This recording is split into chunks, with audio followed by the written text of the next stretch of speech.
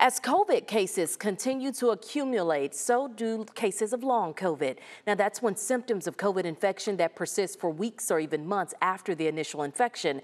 A new study published this week in the scientific journal Cell, well, it offers insight into causes of that condition and perhaps some potential treatments. Joining us to discuss now the findings of it, our medical expert, Dr. David Winter. Good morning, Dr. Winter. First, tell us what exactly is long COVID and how common is it? Well, typically COVID lasts for a week or two and then goes away. The definition is somewhat debatable. Some people say if you have symptoms longer than 30 days, that's long COVID. Others say 3 months.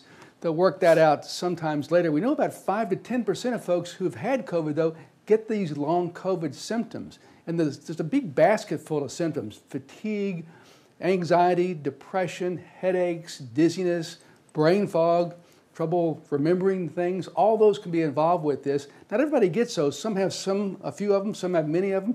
So the definition of long COVID is still going under correction or debate, I would say. And why do you feel like some people get long COVID and others do not?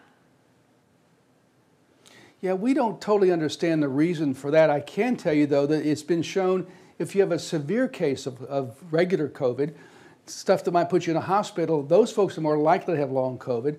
Also, some recent studies say diabetics, people with asthma, and those with autoimmune problems like lupus, those are more likely to get it.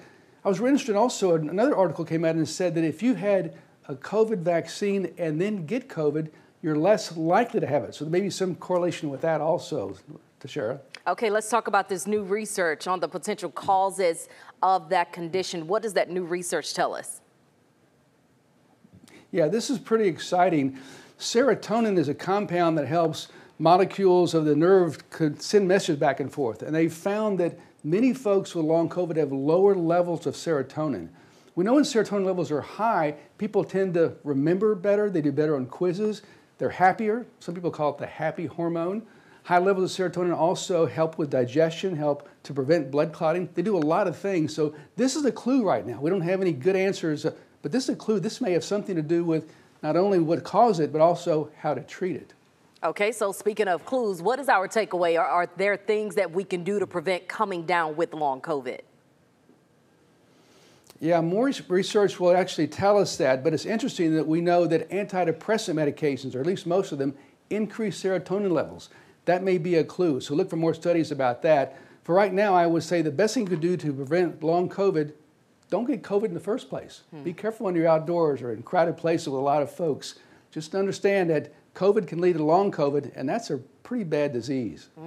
Dr. David Winter, always so good to hear from you. Thank you so much.